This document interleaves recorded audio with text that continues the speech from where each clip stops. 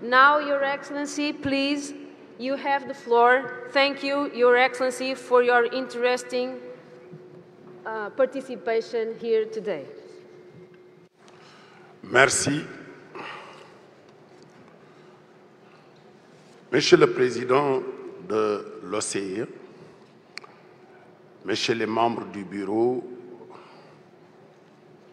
Monsieur le Président de la Chambre des conseillers du Maroc, Messieurs les experts, distingués invités, Mesdames et Messieurs, permettez-moi tout d'abord, avant d'entrer dans le vif du sujet, d'adresser mes sincères remerciements à son Excellence Hakim Ben Chamma, président de la Chambre des conseillers du Maroc, pour avoir eu l'amabilité, l'affabilité de me convier à cette 18e session d'automne de l'Assemblée parlementaire de l'Organisation pour la sécurité et la coopération en Europe. Au nom de la communauté des États de l'Afrique de l'Ouest, je voudrais vous remercier tous. Mesdames et Messieurs, chers participants, c'est avec un immense plaisir que je me retrouve ici, en terre chérifienne, pour prendre part aux travaux de cette session qui revêt une importance capitale pour les générations futures. Il me plaît aussi d'intervenir sur les questions brûlantes de l'heure, à savoir les défis posés par le changement climatique, dit aussi le dérèglement du climat dans la Méditerranée et la problématique de la migration. Comme vous le savez, la Méditerranée fait partie des points chauds de notre planète et les impacts des changements climatiques y sont très ressentis, particulièrement sur ses rives sud et est. Loin d'être exclusif au bassin méditerranéen, ce phénomène devient aussi une réalité pour l'ensemble de nos sociétés, avec des conséquences qui sont déjà très préoccupantes et qui sont annoncées comme potentiellement dramatiques, voire irréversibles. Face à cette situation alarmante, les pays émergents et ceux en voie de développement sont les plus touchés par ce phénomène dégradant, alors que même leur contribution historique à cette problématique est si limitée. Mais force est de reconnaître que la mobilisation internationale autour du climat témoigne d'une prise de conscience réelle, même si l'action reste encore complexe et parcellaire, et à tout point de vue. L'analyse des engagements pris par les États parties contractantes à la Convention cadre des Nations Unies pour les changements climatiques montre à suffisance de l'ampleur des efforts à accomplir pour atteindre des objectifs fixés dans l'accord de Paris. Les acteurs non étatiques et les gouvernements infranationaux se sont, dans ce cadre, mobilisés de manière active aux côtés des États et cette dynamique est amenée à jouer un rôle crucial pour renforcer l'ambition internationale. Pour autant, au-delà des engagements, la mise en œuvre reste le véritable défi. En Méditerranée comme ailleurs, l'agenda du climat doit s'inscrire dans une action concertée, immédiate et à long terme, ambitieuse et porteuse d'une solidarité agissante renforcée. Chers participants, mesdames et messieurs, le changement climatique à l'œuvre exacerbe les vulnérabilités environnementales spécifiques au bassin méditerranéen, selon un récent travail qui a analysé des centaines d'études scientifiques sur le sujet. En effet, le géographe et écologue Kramer a précisé le contour des problèmes déjà existants, le rôle préoccupant du réchauffement et les enjeux que cela pose pour la science et pour la gouvernance régionale. Donc, quelles sont les vulnérabilités environnementales qui fragilisent les régions méditerranéennes? M. Kramer, en ces mots, nous rapporte, je cite, « La Méditerranée et ses pays riverains ne constituent pas un milieu plus fragile que d'autres. Mais ce hotspot de la biodiversité, où vivent de nombreuses espèces spécifiques, également haut lieu d'histoire, de civilisation et de culture, est soumis aujourd'hui à une expansion très soutenue de la présence et des activités anthropiques.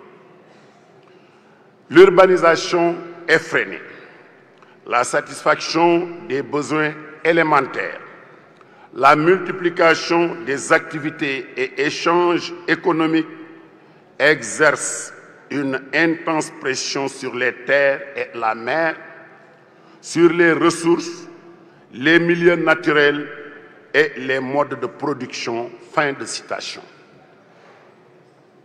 En ce sens, je l'avais rappelé hier, nous ne pouvons que faire des rappels. Les conséquences sont déjà très perceptibles, voire visibles, notamment le risque de diminution de la biodiversité et l'altération des écosystèmes, l'épuisement des ressources marines et hydriques et la pollution préjudiciable au plan environnemental et sanitaire. À cet effet, le changement climatique se distingue nettement des autres facteurs de vulnérabilité. Au-delà de son impact propre, il peut en effet amplifier la portée de tous les autres. Donc, à l'évidence, nous pouvons retenir qu'une des premières conséquences attendues du changement climatique dans la région est la réduction drastique des précipitations. S'ajoutant au réchauffement qui accroît l'évaporation, elle va encore restreindre la disponibilité hydrique dans les milieux naturels comme pour les activités humaines. De même, le réchauffement a un impact sanitaire direct par la multiplication des épisodes de canicule et indirect en favorisant la diffusion septentrionale de pathogènes et de vecteurs de maladies. Sur un autre registre, et pas des moindres, le dérèglement climatique provoque des anomalies dans la floraison du plancton végétal marin, lequel recycle moins bien le gaz carbonique.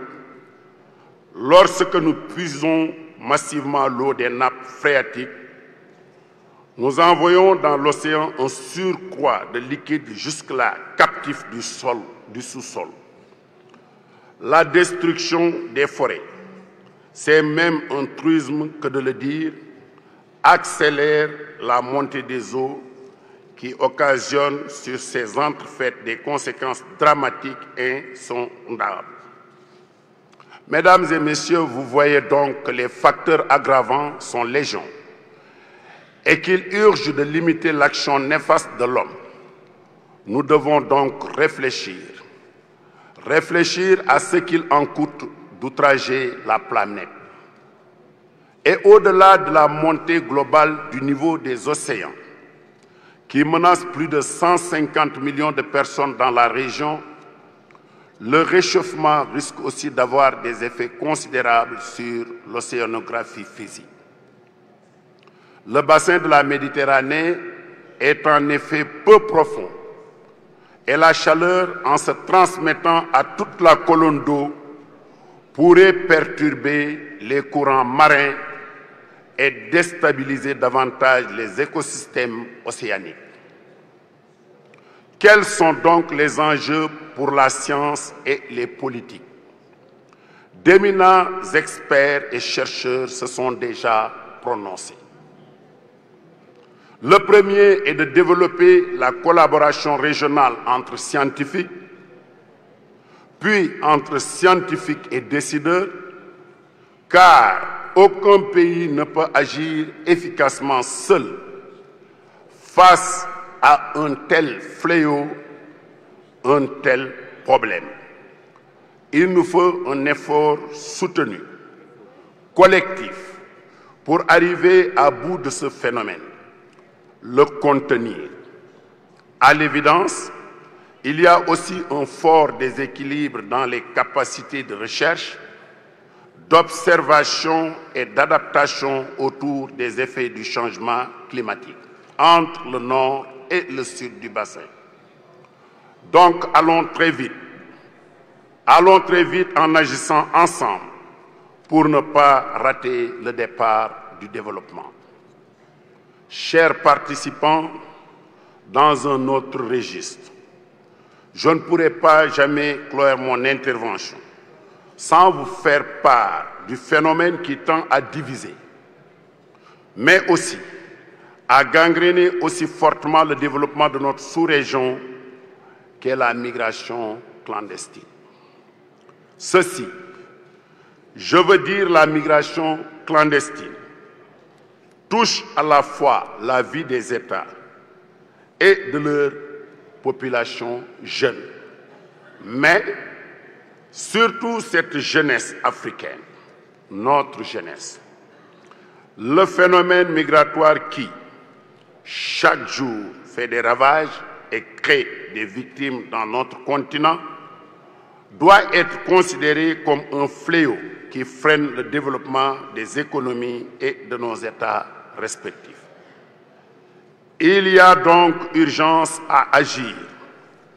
Alors, nous devons unir nos forces et redoubler nos efforts pour faire face à cette situation alarmante, persistante devant une communauté internationale qui, malgré tous ces efforts, se trouve souvent désarmée, pour ne pas dire passive. De nombreuses solutions ont été proposées, et notamment à travers les forats et autres séminaires de sensibilisation sur les conséquences néfastes du flux migratoire, auxquels s'ajoutent les accords et traités internationaux, mais, hélas, jusqu'ici, la situation est loin d'être définitivement résolue, elle reste presque entière. Devons-nous taire devant l'ampleur du malheur? Quelle approche novatrice devrions-nous tenter, développer? Voilà une série de questions de gros sous ce que nous devons, en tant que représentants de nos vaillantes populations, prendre très au sérieux afin de mieux sensibiliser les populations, quel que soit par ailleurs le coût. À notre sens, il appartient au gouvernement des États de tenir compte des conséquences issues de la migration pour prévoir des crédits budgétaires conséquents destinés à la création de micro-projets, oui, de projets au profit des jeunes, susceptibles d'employer la frange juvénile dans les travaux d'infrastructure engagés dans les États en vue de leur insertion dans le circuit productif. Lutter contre le sous-emploi, éduquer les enfants et veiller à leur insertion. Distingués invités, je vais clore mon propos en renouvelant mes félicitations à votre organisation et ma solidarité, comme je l'ai dit hier. Mais remercier Sa Majesté le roi Mohamed VI pour tout ce qu'il fait pour rapprocher les peuples dans le cadre de la coopération Sud-Sud, mais aussi dans le cadre de la coopération Nord-Sud. Je remercie le président de votre organisation et le président de la Chambre des conseillers qui m'ont fait l'honneur de participer et de délivrer un message. C'est un message que je délivre au nom de la communauté des États de l'Afrique de l'Ouest. Je vous remercie de votre aimable attention.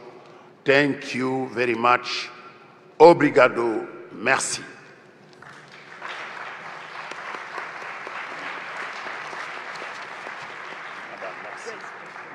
Thank you, Your Excellency, for your presentation.